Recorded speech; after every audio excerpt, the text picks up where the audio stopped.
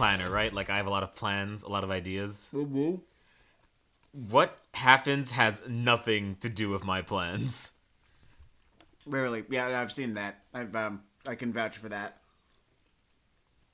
This week we planned on talking about Book 3 of Korra, of which I had planned 2 days of viewing, one of which was very diligently completed. And then the other day, the Canadian club attacked. The Canadian club attacked. They're sort of a subtype of bloodbender that turns 40% of your blood into alcohol.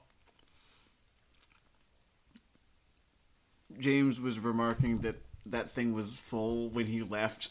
That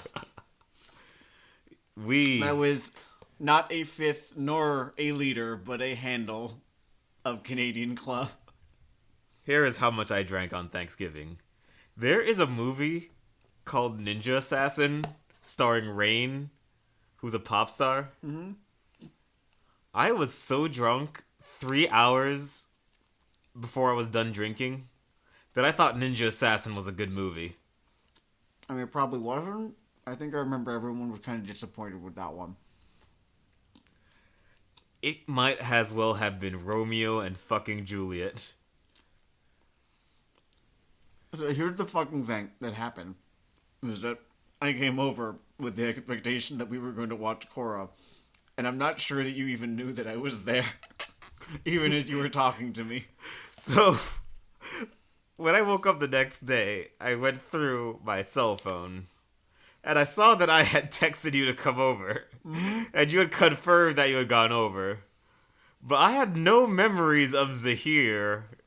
And more importantly, no memories of you. We went to the bodega and everything. I went to the bodega?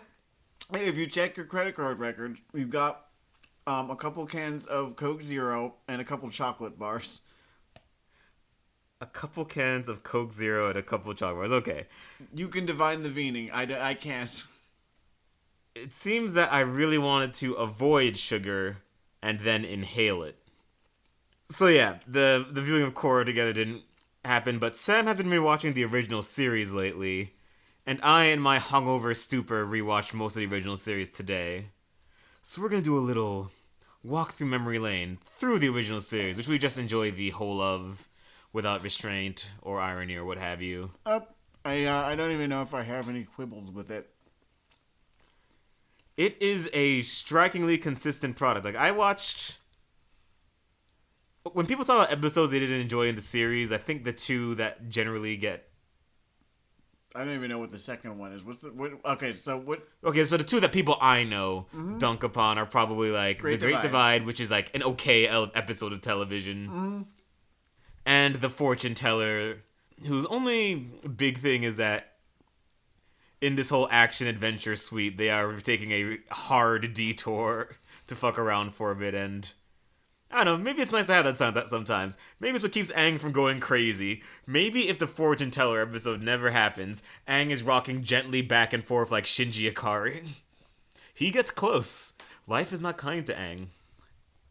Aang is honestly why I wanted to do this episode, because with the context that being just older has brought me, Aang is far more interesting than I at first gave him credit for. When I had first watched this series, when I had first declared it to be one of the best fucking things I've ever seen, and I stand by that, Aang was, in my head, a very good protagonist. He did exactly what he was supposed to do. He was compelling enough. You wanted to see him succeed. You could identify with him a little bit.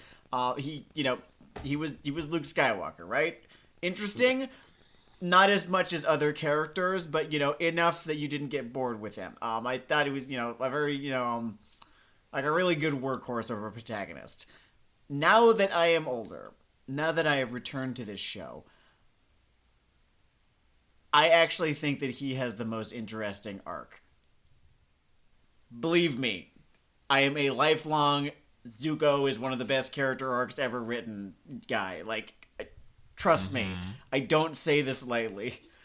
I think Aang and his intense fear of failure is one of the most fantastically written and one of the most fantastically identifiable arcs I've ever seen in a protagonist for, just a standard Campbellian hero's journey. A bold statement, Sam. You're running against a lot of right eye makeup at conventions. And trust me, I still do think all the things that everyone who fucking loves Zuko, because I love Zuko, I still think all of those things about Zuko. I still think that he has one of the best told redemption arcs of all time. I think he's both a fantastic villain and a fantastic hero. I don't know what else there really is to say about Zuko. So much ink has been spilled. I think less ink has been spilled about Aang than he perhaps deserves. Oh, okay. Then let's dump some more ink onto his body, even though his head and arms are still wearing that shit inked, forever. Yeah. Oh, remember the prison gag? That's... But something I just wrote down a lot in my notes, which I forgot to bring with me because, again, hungover, dead, basically a corpse. This thing is so much funnier, but... Oh, it's really good, yeah. But I'm going to focus on the Aang thing since you're giving us your theses there. Aang's in his... On all three layers, I guess, his backstory, behaviors, and plots, they do a really great job of just underlining the word pressure around him and just the influence of pressure on him. And it made me think about how... It's interesting because a lot of action-adventure protagonists are in situations that are not much more or less stressful than Aang. But Aang is really just an exploration of just what the idea of the heroic sword of Damocles, actually used that reference correctly. Whoa, that's fucking crazy. You did, yeah. The heroic sword of Damocles just hovering over your head constantly from preteen age going forward might do to someone psychologically. Yeah. And in a very particular way. Like, there are probably a lot of ways that could kick someone. They might turn into some, I don't know, Shirogane-esque machine. He is more of the rich man's son that smokes weed all the time and tries not to think about it. More inclined to do something, anything, literally anything other than, confront what he is afraid of. It's great because I think the last time I watched this show all the way through was several years ago. I've been, out on my own for half a decade now. And it was... I think maybe just after I, moved out, right? When I last watched this thing. So this is your first viewing as a free man. And this is my first viewing as an older man. I think I would still call myself like very, very young the last time I watched this. And now I think that I'm a little bit older. Now that I've lived a little bit more of my life. Not that much more. I'm still... Somewhere we have a listener in his 50s. I'm still under 30. And I know, if you were older than me, then you think that I'm full of shit and I'm a jackass. And you're probably right. But with, those couple of years, I have learned one or two things. Not many, but one or two things. And one of them is an intense fucking fear of falling through the cracks, of failing, of confronting the world, and the world is too much for me. Right? And it has driven almost every fucking action that I have taken. What's it like to be afraid of failure, Sam? Well, there's a protagonist that I could, of a really good show that I could point you towards, who does a very good job of... I'm actually kind of surprised that this isn't maybe more well-trod, at least this aspect of it, because... I guess when I think of the journey of someone like Luke, or, I don't know, whatever the dingus who finds the sword of truth, or what have you, I mean, there's definitely a lot about reacting to trauma, reacting to danger. And, that does inform his character, too, because he already fucked up once, right? That's there, right? That's there in his head. That's there, kind of haunting him a little bit. Just this sort of impossible to reconcile scenario where... I was faced with this problem, I turned away from it, and because of that, all of the bad things happened. And then at the same time, but also, if I hadn't, I'd probably just have died anyway, so what does it matter? But also, but you can't know that for sure. Maybe there was something I could have done, but also, right? Yeah. He has all of those questions recursing on his head, constantly in the background.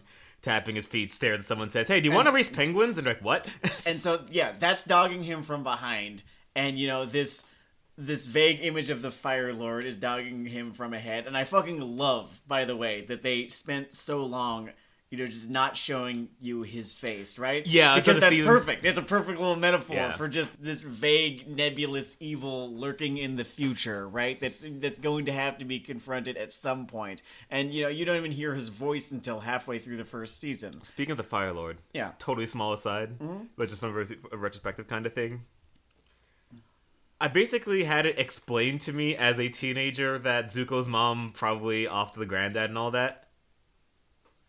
I never fucking made that connection. I never made that connection myself, and I rewatched it, and it's all but her kneeling down before the kid saying, "Baba has to go now," and so does Mama, for related yet distinct reasons. Fuck, by the way, I can't believe it's I never funny caught that the Omen came up in our last episode, because young Azula in that same episode is almost like a preteen version of that fucking She's kid. fucking Satan. Fucking Satan. Like, you can talk about how well humanized everyone else is, but she is just this. No, she's a fucking psychopath. She's a very well written psychopath. There's a good spread of characters written with varying levels of empathy.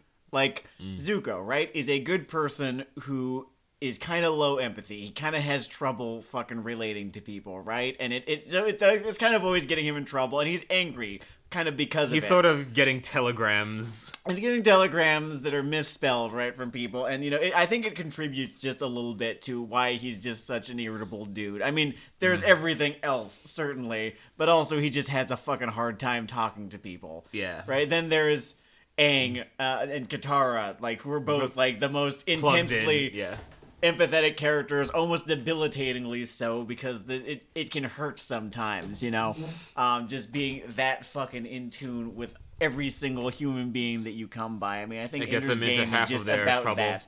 They just, Orson Scott Card wrote an entire fucking book series about that. I will always be fascinated by the fact that Orson Scott Card's soul is smarter than his brain.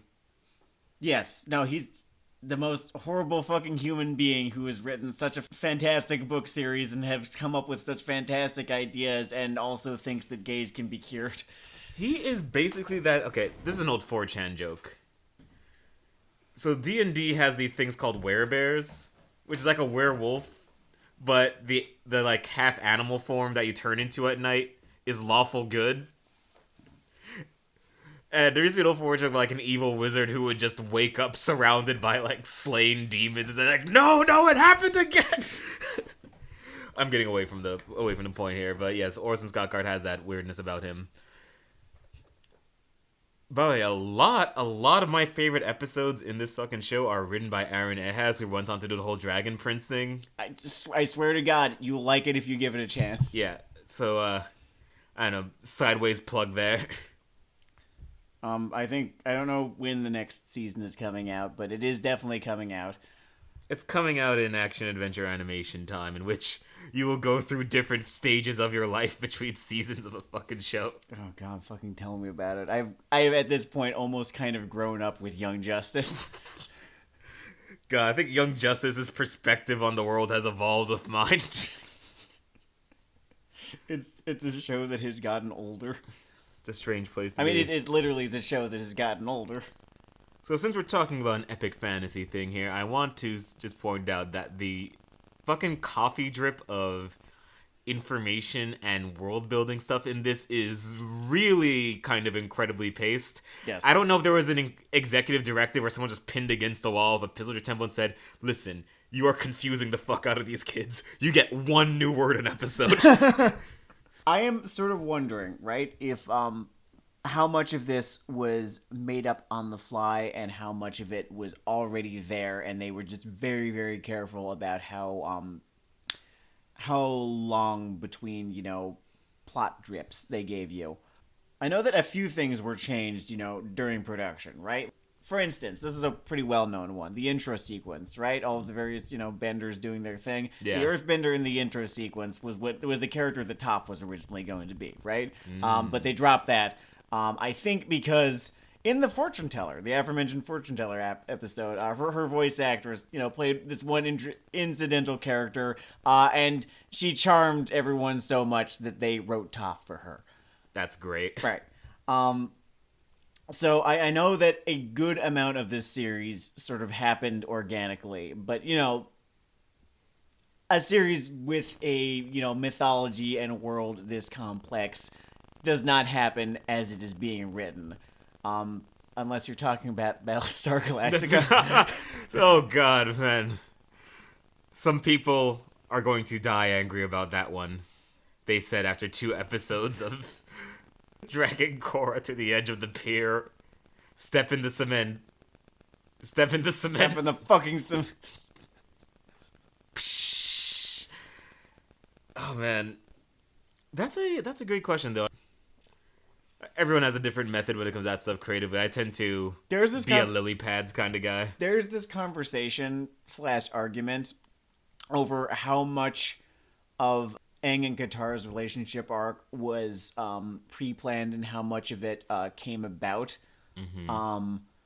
There's the real fucking like Zutaran holdouts, right?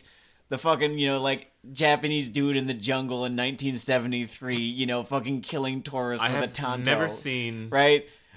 truer evidence of something awful's old motto that the internet makes you stupid. They still claim, to this very day, that it was originally written, or that Zutara was originally written as the canon ship that was going to happen. Damn. And then they changed their minds. Like, fucking... Like the fucking, what do they call it? Like the daughters of the Confederacy or something like that, fucking teaching their kids about the lost I'm just cause. thinking of a Japanese soldier in the fucking jungle somewhere. I'm mixing my metaphors now, but it's the same basic concept.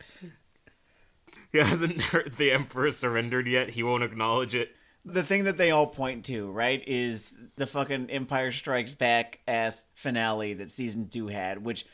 By the way, is a couple of my favorite episodes of television. Yeah, those two. Just fucking ever. I have rewatched those 2 episodes an unhealthy number of times. I think I could do a radio play, just read of half the lines. Oh, absolutely. That's one of those things where I could just shut my eyes and then but hey, you won't be able to go into the Avatar state at all. Yeah. The other thing I can do is I can always improv my way through the plot of an entire theoretical episode of Metalocalypse with only a subject. It is like a disability. I feel like we've done that before. We did. It was a full 21-minute Metalocalypse episode where they build a fucking theme park. I remember that. One of these days we'll get fucking James on this show and we will just ad-lib. All right, that might be a very special supplement. That will be a very special fucking Purgatorio. We can ad-lib like a fucking episode of fucking, I don't know, Fooly Cooly or something like that. The scene that they all point to, right, is the scene where, he's trying to unlock his final chakra with the cosmic energy, right? And he's being told that he needs to let go of his earthly attachments, right?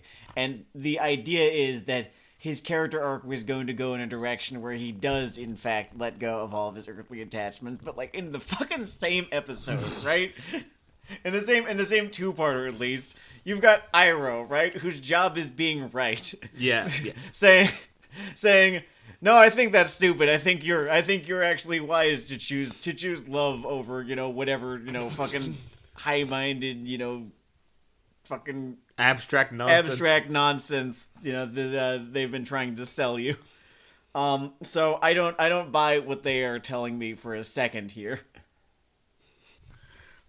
This actually brings me to just the Aang and Katara relationship arc and how good it is in a way that I did not really at first notice. Just now, again, as an adult. Oh yeah, it's a nice drip feed. I think it's just it never really grates on me. Like sometimes I have trouble maybe being super invested in their 12 to 14-year-old romance. They're 13 and 15 at the end, so it's like a little bit less like. It's never is it weird or creepy. It's just like, oh no, I don't mean in a way that you're fucking 12 and you're fucking 14. It's the world is ending. I don't even know if your sexual orientation is going to change in 2 years. What I liked about it is kind of how subtle it is, how you can just always sort of notice watching pretty much every episode that the whole thing is just based on this mutual trust, and it's just very non-toxic and thus boring to toxic people. They They just have a vision of relationships that it should always end of a sword fight on a mountain, and one of them is pregnant or about to toss a baby off a river. No, man, they just trust one another with each other's secrets. It's nice. What was the name of that one insane long fanfic comic? How I Became Yours. How I Became Yours. Yeah, that's the one.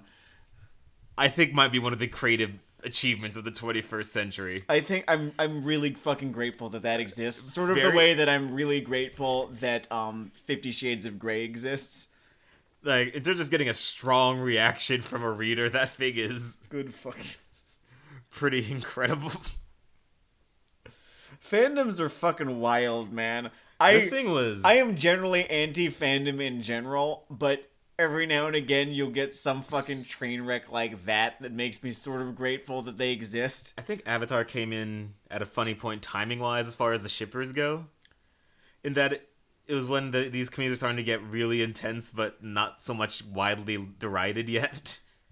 No, it's because they were these closed circles, right? No one really had, a view in on them yet, because no one was really paying that much attention quite yet, because the real world consequences were, if they did exist, then they were not so under a spotlight. The way that, fucking the dude at the fucking McDonald's screaming Pickle Rick is these days. Why don't we believe in anything the way that man believes in Rick and Morty? I don't want to be that man. So I don't want to believe in anything that strongly. I don't know. Don't you want to believe in, like, democracy or freedom or love the way he believes in Rick and Morty? I just think it's a mistake to be fanatical about anything. That's a good lesson. That's a good perspective. I don't even know how one could be fanatical about democracy, but I like it. I think it's a good thing. I think it should stay. I think it should stay. I was a bit worried about it. I was getting kind of touch and go. I mean, despite myself, every part of me is just being like, no, you need to enjoy this. This is what you've been waiting for 4 years. This is the icing on the fucking cake. Enjoy the resolution. Don't worry. It's not going to go the way that, that part of your brain is telling you it's going to go. You just need to not fucking fuck this up for yourself. Oh, because we're talking about it the last few episodes, I want to go to Sokka and look at the Super Soldier Serum for a second. Sokka, yes. Oh my, yeah, no, because that's been a really important fucking part of the points against Korra. Yeah, so it's interesting. There are a few different things. I'm not sure which one you could ultimately blame it on. Maybe it's just a collection of the things altogether. I mean, first there's just a really boring thing where they're just sort of out and out tend to be better jokes. Yeah. But that doesn't necessarily explain the characterization. Like, Bolin could theoretically have the same character of better jokes and still irritate me by acting the way he does. I have a couple of theories. Bang, bang. So theory one is that Bolin's jokes were written. I don't know this. Mm-hmm. And Sokka's jokes were improvised. I do know this. I know that a whole lot of Sokka's characterization came from Jack Tessina just deciding that Sokka was a goofier character than originally written. Like, you watch the first couple episodes of Avatar, right? Mm-hmm. He's fairly serious, and then occasionally silly things happen to him. And then throughout the first season, right, he sort of comes into his own a little bit more as this, very pragmatic guy who is insecure, and also bad shit is always happening to him. I feel like the series Bible, there's a line in it, and the line is just 2 words, just fuck Sokka. Sokka, at some point, after stepping on a black cat, peed on a burning bush. And now the spirits will not forgive, and they will not forget. Although the fuck Sokka thing does sort of die down a little bit in the 3rd season, I've been noticing. I think everyone gets to share the pain a little bit in the 3rd season. And by everyone, I mean Zuko. His pain levels throughout the series are consistent, but half of his pain becomes funnier in the 3rd. Anyway, the wacky shit is a little more narratively integrated At least in the first and second when I was rewatching it. I think so. It doesn't draw as much attention to itself, maybe. Honestly, the dial of the kind of comedy that Sokka goes for, whatever dial it is, that's at an 11 with fucking Varric and Bolin is at like an 8. Yeah, I would agree. Like, they are not pumping the gas as hard as one might remember in terms of... No, it's because a lot of the sort of wacky bullshit with Sokka, I think you find that it's happening not in the background, but a little bit off to the side, whereas fucking Bolin and Varric and whoever will just fucking charge their way to center stage. Yeah. And, you know, deliver their fucking Joss Whedon reject dialogue. Which... it hurts my spine. Like, the thing is that just is the sort of school of, you know, TV comedy dialogue that, you know, Bright likes. And it's present, right? It's present with Sokka, right? You know, he's like, I am a fan. It's of, present. You know, Tabasco sauce can be good. Tabasco sauce can be very good, yeah. You just gotta keep it out of your nostrils also, and like, out of cake. Also, I would like this to also taste like taco meat as well, and not just Tabasco. It helps a bit that he is also generally a smart person saying or choosing Bolin smart is things. And I was about to say a really uncool word right now. Bolin is a fucking dumbass. Yeah. I Start remember... to fucking finish in that series, and there's nothing compelling about his fucking idiocy. The way that Sokka, you know, though hard-headed, right, is smart, is pragmatic, does always tend to have somewhat of a point throughout, you know. Generally, if there is some unavoidable conflict that they have to charge into, he will have a comment. I had a specific line down, but it's lost to whiskey. Which episode was it? It doesn't matter. I'm technically brain damaged right now. Don't worry. Because if you gave me the episode, I could probably summon the lineup for you. God, they had to go into some Fire Nation town. Okay. No, nothing. That sounds like the first half of season 3. Could we narrow it down just a little bit more? Was it the one where they were scamming people? No, look, I am the aftermath of Dennard right now. Was it the Footloose one? Oh man, the Footloose one. Some people on the internet hate that thing. It's fine. It's fine. It's a good episode. It's like there's nothing wrong with that episode. Yeah, come on. We're trying to deprogram some teens here. We're having fun. This is good. There's a lot of really great little bits of animation in that episode in particular that you can always get the sense that someone was really enjoying working on a show. In season 2 in particular, I was noticing a lot of like little like 1.5 long shots that were just beautifully fucking animated for almost no reason. Like, they could have been less... Oh, yeah, there are things where you can feel the love. Like, the show has a lot of things, almost their version of them choosing to do that fucking die-cut floor in Roger Rabbit when they totally could have not given themselves that kind of work, but... Exactly. Like, like with the floor and the lamp, right? Yeah, no, so I think... In Tales of Ba Sing Se is the one where I fucking noticed it. It is during the Tale of Zuko, right? When the I'm not gonna call her by the fucking nickname. Jin. Her name is Jin. Okay, her name fine. is Jin, and she. Hey everyone, Weeaboo Hell's not getting canceled this week. Her name is Jin, and she has.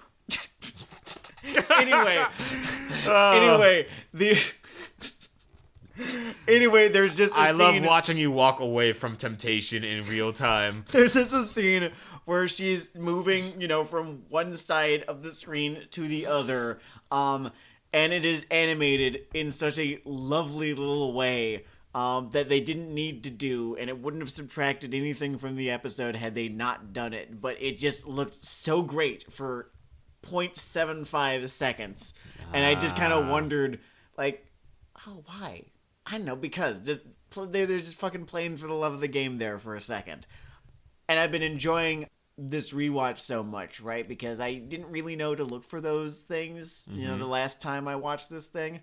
So seeing those little moments of just a little bit of extra love, it's nice. It's a nice little treat. So something I've been doing lately, I'm watching a lot of old martial arts flicks. Yeah. Like I rewatched So it's technically the first 2 Shogun Assassins movies, but they were released as one long movie in America for, I don't know, marketing reasons, whatever. And after watching, great movie, by the way. It's based off those Lone Wolf and Cub comics and all that. Oh, fuck yeah. Yeah. The point is, I've been watching a bunch of shit like that, and then I came back to the first Avatar series. A love for that kind of thing really just infuses a lot of their approach to these just standoffs and duels and showdowns in this show, and I really appreciate the personality that it lends to the show. Because there are other shows where action is interestingly framed, but the way that they can set up a tone and pace and stuff in the Avatar universe is something I really appreciate. And like I said, it is a strength that even stays with their darkest moments. Like, if you just sort of squint at Unalaq fighting his brother, you're like, there's some nice fight geography here, and I don't want to give it to you.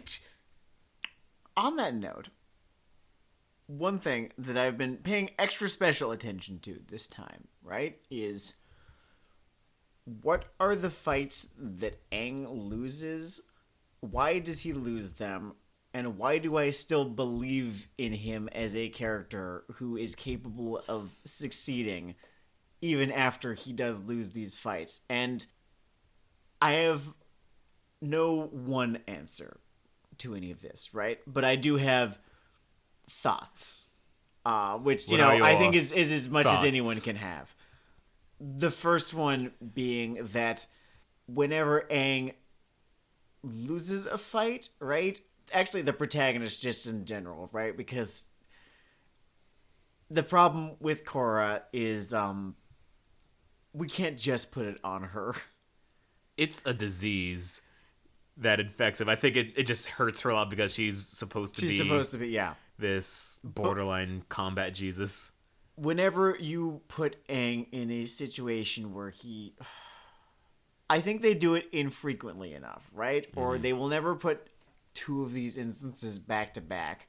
I think the episodic nature of the show works in its favor because if he loses a fight in one episode, he's going to win the rematch in that episode as well.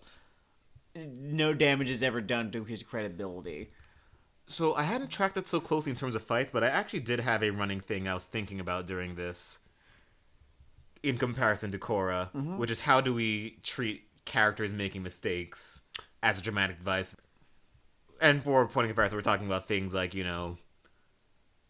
Korra believing her uncle in spite of all human traits of evidence, etc. And comparing that to things like, I don't know, Aang runs off into the water for 100 years and fucks up, or Aang tries to keep his friends from leaving him, so he hides this critical piece of evidence. Yeah. I think things like that. And first off, they try to make sure that most of these mistakes just aren't boneheaded, and a lot of them are just rooted in their insecurities. Emotional problems, things that are like maybe better fonts for conflict than just picking up the idiot ball and putting in your mouth and trying to see how many idiot balls you can put in there until you're like a fucking chipmunk. I think a lot of this also has to do with a couple things. First, I think a lot of the mistakes that are made by the protagonists of this show are maybe come off as more forgivable because the characters are just younger. That is also a thing the vagaries of youth. That is a factor, certainly. It's a non-zero factor. I don't think it's the whole thing, but it is a non-zero factor. Second, I think because of the format of Avatar versus the format of Korra, the episodic with an overarching plot versus this is one episode in an arc of 12 to 14 episodes, right? Mm-hmm. I think when you've got 22 minutes, it ends up feeling less frustrating when a character makes a mistake in an episode and then learns from that mistake in the same episode. But that is almost implying, right, that Korra makes a mistake in one early episode and then learns from it in a later episode. And she just keeps doing the same shit. I don't think that is what happens, yeah. I think they have this idea that she's going to learn from the mistake, but what lesson was she learning when she opened up the spirit world into the material world? She's a line stepper, Sam. Like Dave Chappelle said, she's a habitual line stepper. I don't know how that was what would you even fucking describe it as? How that was the end of the conversation that the season was having about spirits? How is this the point of character growth with what became before it, basically? Like, what's the continuity? Yeah. I think they just fucking overbooked themselves in season 2. I think that was one of the main problems. Was they were just doing all this shit. And I think I forgot to touch on that in the last episode. But there was so fucking much shit going on in season 2. Oh, there yeah, was moving parts all over this. A, B, C, D, and sometimes E plots, right? I don't think we ever got anything more than a C plot in an episode of Avatar The Last Airbender. And C plots were rare. And so...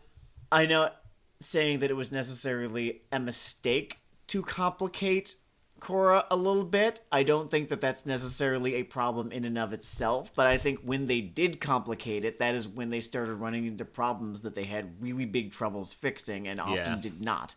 And you could really, really feel the difference in your blood pressure, and your doctor asked what you've been up to. It was...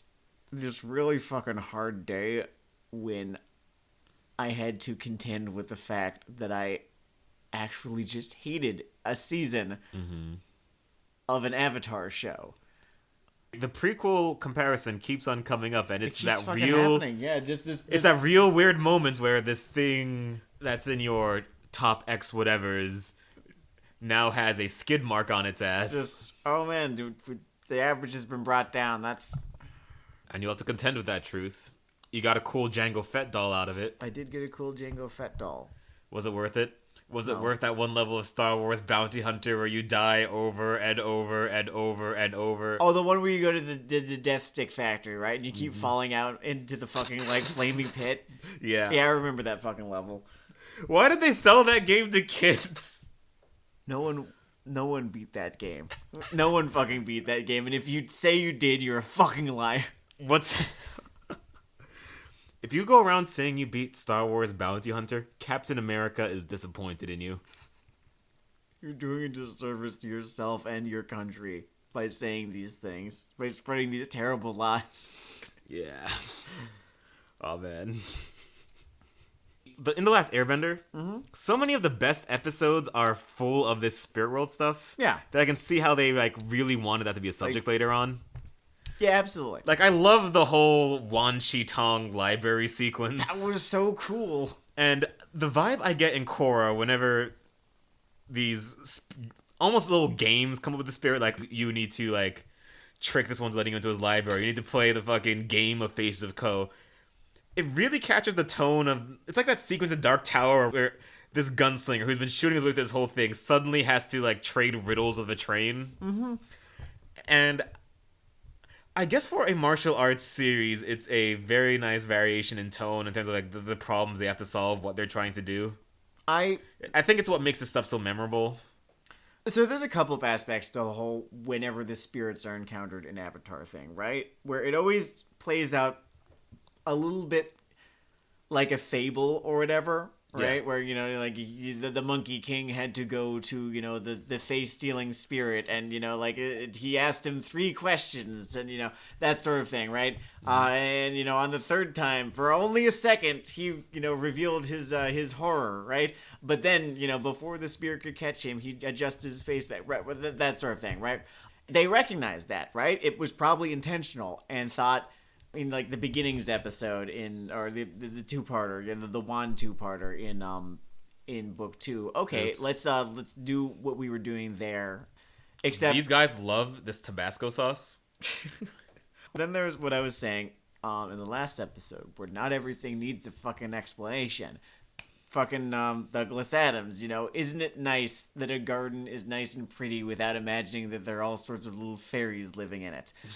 And I think that is the thing that Avatar does, and maybe they just didn't have enough time to fuck it up or whatever, where here's the world, here is it being built, and you can imagine a whole bunch of things about it, because there are 1 or 2 things that are just sort of, okay, here's the thing, here's an aspect of this world.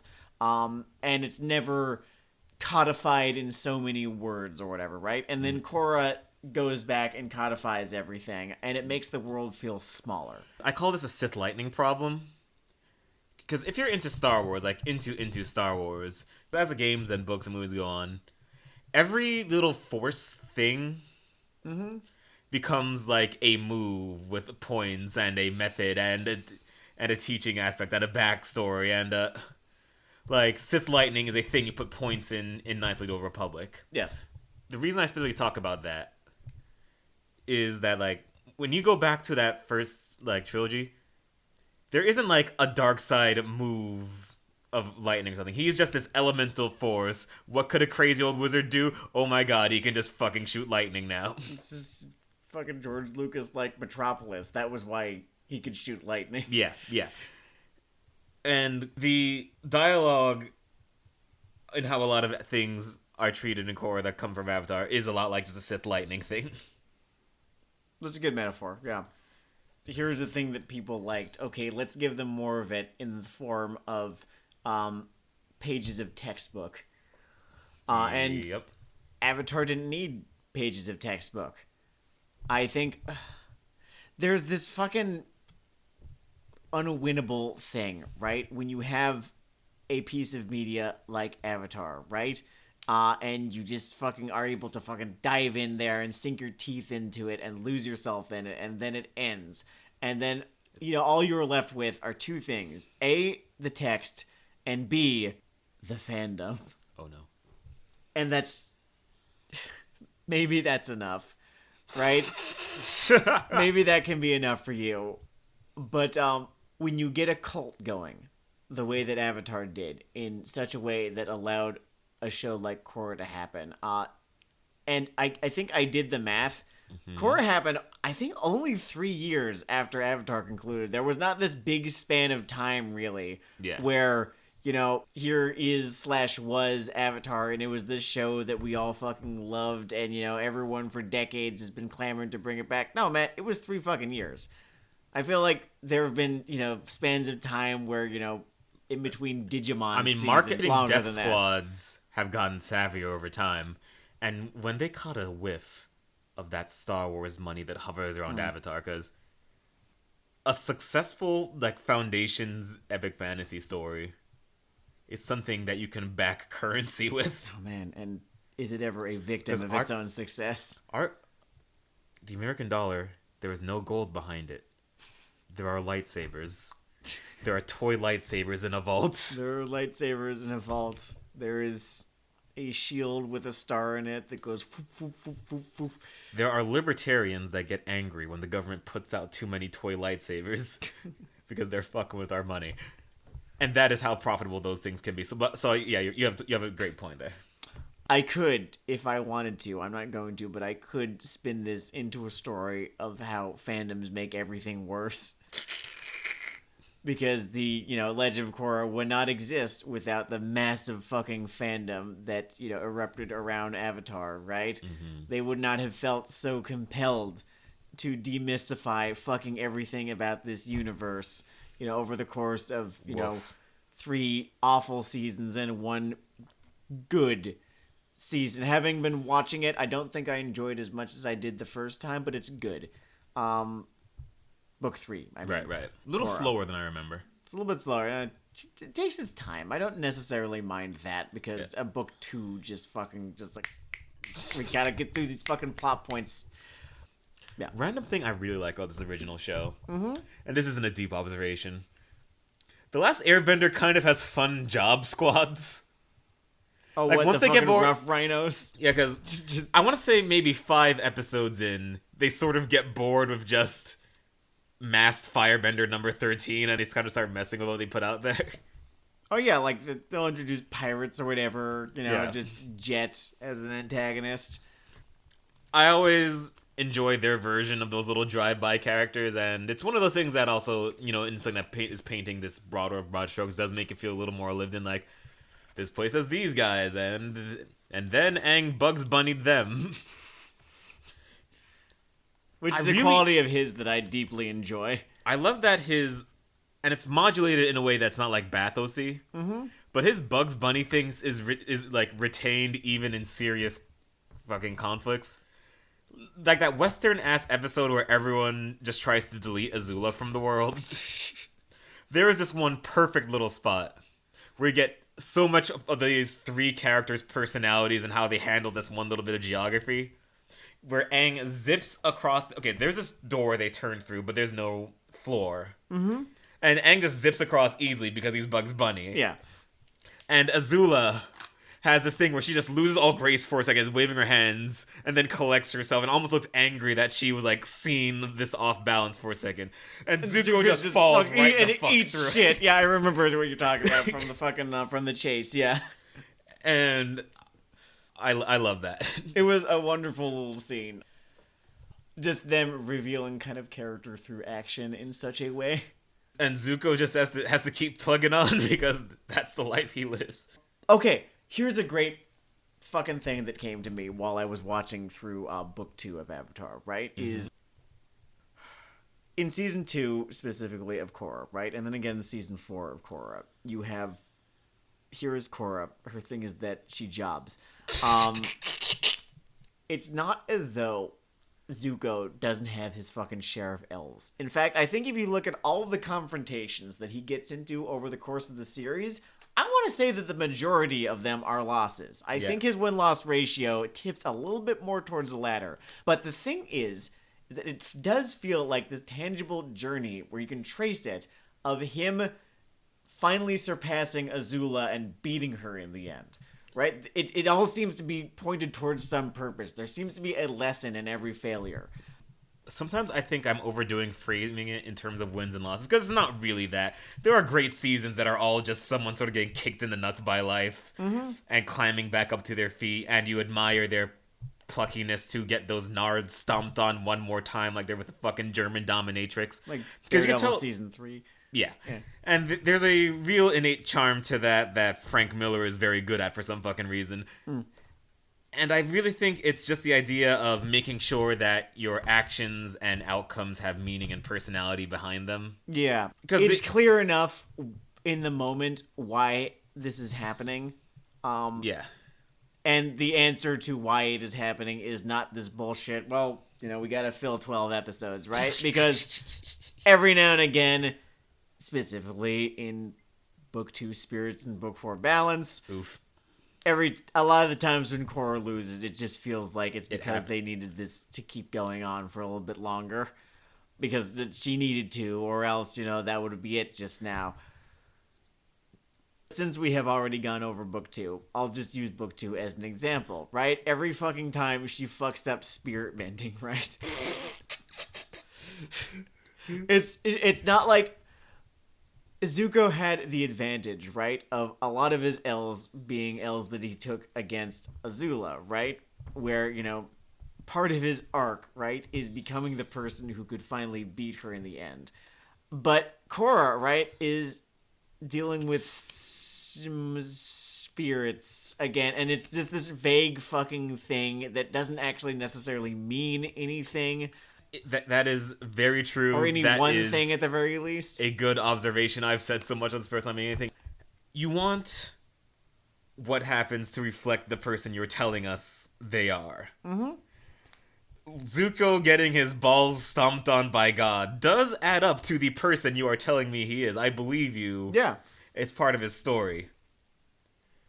I feel like the person they want me to believe Korra should be coming into this scene on a skateboard, saying something pithy, DDTing Kuvira through a table.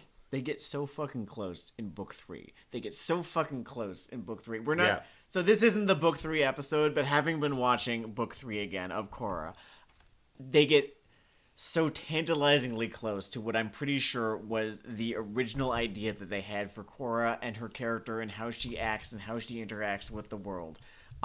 Yeah. And they never get that close again. And I understand the whole essence of character struggles. It's sometimes hard to live up to your idea of yourself. That's fine. But try to make sure that these characters sometimes live up to your vision of what they are at all. Even a little. Sometimes, please, for the love of God. I think when a character arc is meant to frustrate you, right? I'm not necessarily saying that someone's journey should not necessarily be a little bit frustrating, because life can be like that sometimes. But I think the reasons that it is frustrating, right? You need to have better ones than they had for Korra. And Zuko, right? when he fucking regresses at the end of book 2, right? Because as much as he's tried to move on from it, he still fucking has all this shit in his head dogging him. Yeah. You know, he still has these fucking demons, and He still has the ghost of his father and the literal ghost of his mother. And Azula fucking knows it and fucking plays him like a goddamn fiddle, and it's frustrating, and you fucking are tearing your hair out, because of how invested you are in this kid's growth and how much like he is frustrating you. You are Iroh in that moment, right? Mm-hmm. And then you have, you know, fucking Korra goes to Fight Club and gets her shit kicked in, and I don't know, man. Maybe I'm not being fair. I'm getting this feeling like I'm not being fair right now. Like I'm picking the wrong moment. I know this isn't a courtroom. I know, but I like to treat it like it is sometimes. You are sometimes on this aspect of criticism, perhaps my morality pet. I don't want to be doing anything in bad faith, and I don't want to be fucking YouTubey about shit, you know? Because that's kind of a fate worse than death to me. So I'm trying There's a corner of YouTube I like to call fake bread tube. It's like that fucking Lily Ocean territory. Lily Orchard? Orchard, whatever. I don't give a fuck. Where you just end up with a fucking 2-hour video called How Steven Universe Stabbed My Kids and Threw Them in a River. She was whining about the release schedule. Who the fuck do you think is going to control Fat Rebecca Sugar? Are you fucking joking? This show would have been better if everyone had driven into work on time and had a rich, hearty breakfast. No, Lily Orchard, yeah, that's it. Yeah, I'm trying to figure out what bit I can compare. Okay, so here's the bit. The bit is early on in book 2 of Korra when, you know, she has her giant fucking fight with Mako because they've both been fucking morons. And yes, their being moronic has been somewhat character driven or something, but it's like you're watching them, right? You're watching the writing almost make sense, except they shouldn't be this dumb. It doth hurt. Bit of more of a shitposty point. Yeah. But a fun thing in the original series. Mm-hmm. I just love the stupid fusion animals. I don't know. I'm easily entertained on some front. What was your favorite one of those things? The Rabaroo. The Rabaroo. The Rabaroos. They're so good. That's nice. My favorite was just the running gag of the farm in Zuko Alone where everything is some variation of pig. And you have cow pigs and sheep pigs. And then, I think everyone for a second, just 1 second, there's a rooster pig that flutters in and off frame, and I kind of lost my shit. There's a lot of people who say that is the best episode of that show. The argument it can absolutely be made. Mm-hmm. I'm still going to argue Crossroads of Destiny is. I do love me some Empire. I do love me some Empire, and I think there's also an argument to be made. At least it is the funniest episode, is The Blind Bandit. The Blind Bandit but puts a smong in my heart. I'm showing my mark ass here. You see, this is the ambiguity comes in here because of just the micro-targeting. They fucking aimed it straight at my fucking forehead and pulled the trigger. I was micro-targeted just now. It's like, oh, thank you, algorithm, for pandering to me on this fine day. Jin Fu, I think, is supposed to look like Bret Hart. That's fucking great. Right? He looks like Bret Hart. Maybe I'm wrong. Maybe it's a coincidence. But, like, he looks like fucking Bret Hart. He's got the fucking wrestler haircut. I was so happy when the fucking boulder came back during the eclipse. Oh, absolutely. It's good fan service. Certainly.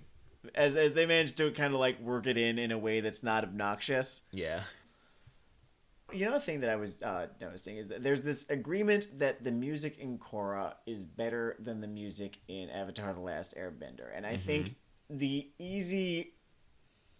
Like, okay, so you pose that as a question. Is the music in Korra better than the music in Avatar: The Last Airbender? And the very easy answer to that question is yes. But Your capital B but, okay. My capital B but is that I have come to appreciate the music in Avatar: The Last Airbender so much fucking more now that I'm actively looking out for it. And given that it is a soundtrack to a TV show, and it is very fucking difficult to make a good soundtrack to a TV show given the schedule that a composer is on, the musical identity that they give that show, and also the fun little things that they do with the music in it, it's great. Like there are a million lovely sound design stings on that show. I like whenever something kind of unfortunate happens to Iroh, they will play this sad violin version of the Fire Nation theme song. Just wee, wee, wee. Yeah, I'm. This is sort of as a means of making fun of him. I really enjoy that. Fucking what else? Aang and Katara have a love theme, and you think it's like the dee doo doo doo dee doo doo. No, that's actually just Katara's theme song. It's actually like a slightly more subtle one. You see it, it'll come up. If you're looking for it, you will notice it. Here's a fun bit of continuity thing. Aang's leitmotif and Korra's leitmotif. If you play one and then the other, form a complete musical theme. Oh, that's cool. And B, you can also just have them harmonize with one another, and it works too. Like, Aang's leitmotif is, right, everyone knows that. And then Korra's leitmotif is... I really like that. Right? So you play those, like, right next to one another. I wish we had one more fight so I could hear it more. You could either play one in front of the other, or you could just play them both at the same time. I can't do that. I only have one set of lips. Oh yeah, we are not deeply musically talented on Weeaboo Hell. I can Unfortunately, sweep pick. Unfortunately, I cannot talk about this with the expertise or depth that others can. But the music on both of these shows are so fucking good, and the utility with which the original series was composed is deceptively impressive. Man, something that struck me, sort of more of a book 2 and 3 thing. Mm-hmm. With their just choice to humanize like a third of the Fire Nation faction, the show has some of just the best "Are we the baddies?" like drive-by jokes. Like I remember there was a scene during Zuko's flashback where it's just Iroh riding from the front. There's plenty to see, and it's not. This isn't the exact line. I'm just improvising here, but it's like. A lot of great things to see here in Ba Sing Se. Hopefully we don't burn it all to the ground first. Praise the Fire Nation. And I kind of just like that top spin on it. It feeds into the thing the show has where a lot of you are is where you're from, but you don't have to be that. Yes. I also like how they sort of write that into Katara's character, where, throughout the first season, right? Yes, the Fire Nation has basically fucking destroyed whatever the old world was, right? Has committed genocide, has done all these horrible things. She's kind of racist. It's a just a little bit. Not unjustifiably, right? It is completely understandable that she has these negative associations with these people because she has only ever been on like the wrong end of one of their fists, as they firebend, because like they always have like the fist when they firebend, and then throughout season 3 she's sort of forced to see them as a people rather than as an invading army. And this character arc is kind of wrapped up in how she ends up sort of forming a friendship with Zuko, right? And how she sort of has to confront why she is this angry. It's great. I want to help these kids, Katara. Careful, it gets hot on that side of town. A lot of Katara's little arcs have this great little dips into fucking family drama that I like, where especially her relationship with her dad Hakoto, where she's fucking mad at him for something that was no one's fault, but it still fucking happened and you can't change it, and it sucks, and there's nothing you can fucking do about it, and Jesus fuck did I feel that shit. A lot of the story around her is good, but there is that season 1 plot thing with Paku, the sexist waterbending master. Yeah. I am convinced that is a storyline that a contemporary show would fuck up. Like, just press the gas way too hard or cloyingly. Probably, yeah. And it was impressive, just... I would feel like... They did it in a way that felt smart but simple. I would feel like, so you like donuts, do you? Well, then have all the donuts in the world! That would probably be how they wrote that plot line if Avatar were happening in 2020. It is a thing. I really appreciate that War Machine episode from the first season again. Oh yeah, I should talk about that. Just like the whole coping with change and loss thing going on. Yeah, no. So one episode that I was upon this rewatch that I saw, and it fucking affected me way more than I thought it was going to, way more than it had in the past, just because I don't know, like I know more about shit now than I did 4 or 5 years ago. Is the Northern Air Temple episode, right, where they getting close to the end of the first season, where they come across the Northern Air Temple, and the Mechanist and his son and their people or whatever have set up shop there and turned the whole thing into this factory / workshop, and there's all this fucking like almost demonic looking machinery just fucking sticking out of every single former temple nook and artifact cranny of of what is left of a fucking dead people, of Aang's dead people, and he's just sort of forced to look at what has been done, what cannot be undone, right, as just yet another bit of what he left behind in a fit of panic is pulled away from him even more, right? Just don't forget, you could have stopped all of this. There's that too, and then there's the fucking just real life parallels, right? Yeah. As well, just what the American people have done to who came before us, who we took this place from. Like his whole cattiness throughout this episode, because he has just seen his world get sort of paved over, is and that's why really nice. That's why I kind of actually almost entirely forgive him being like kind of a dick when Appa got kidnapped, and he just. Oh yeah, that's like their consistent sort of rage button. Just he loses a piece. I mean, like every time he loses another piece of the world that he left behind / was taken from him, right? It's just never a fucking good day that he has. I guess it kind of feeds into why Tenzin reads well as a character.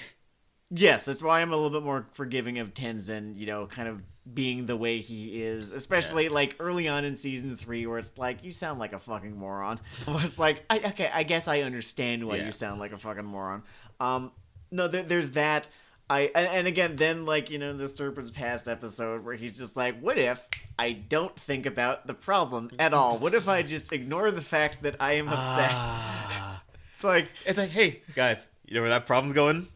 It's going in the hole. It's going down there in the Irish place. With Aang, I like to call it the Penguin place. The Penguin place. The older I get, the more compelling Aang becomes, because every fucking bad coping mechanism that he adopts, I think I've probably done something like that at some point or another. He's not just relatable. The plot of The Last Airbender. Or he's not just identifiable and relatable. He's very identifiable and relatable. I don't know of a better adjective. If the plot of The Last Airbender had happened when Aang was in his 20s, he would have died of alcohol poisoning. Entirely possible, or he would have fucking just killed someone. Or just driven the rest of Team Avatar away. You know what scans way better? Speaking of things on a rewatch when you're just older. What's that?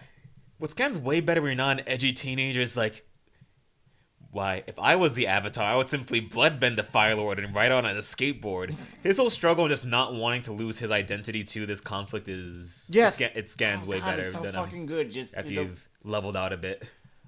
I love how the show is more optimistic than me. And I fucking love it for it. I love the decision that it ultimately makes is that you don't need to be less than who you are in order to, find your destiny, in order to achieve your destiny. And that is, like what I was talking about in the last episode with the fucking lion turtle. Got it right this time. It's also sprinkled throughout a little more than I think people give him credit for. Like it's a little wackier until you hit the dramatic turn, but the whole Avatar State episode is basically about that tile. Yeah, Zuko's entire fucking character arc is about that. I appreciate a lot more their treatment of the reason the Avatar State is not really a free plot button is that he hates this thing he becomes that just wants to zero every problem they have. Because, every single fucking past life he has talked to is like, Now you should fucking murk the bastard. So like sometimes a nigga gotta die. Kiyoshi.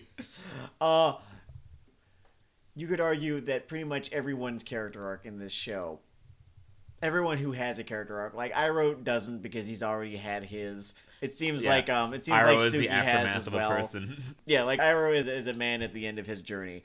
But everyone who does have a character arc in this, I think you could sort of relate it back to the, like, if you don't need to sacrifice who you are in order to achieve your destiny. In fact, you are denying yourself your destiny by doing so. Yeah. Definitely counts with Aang. Definitely counts with Zuko.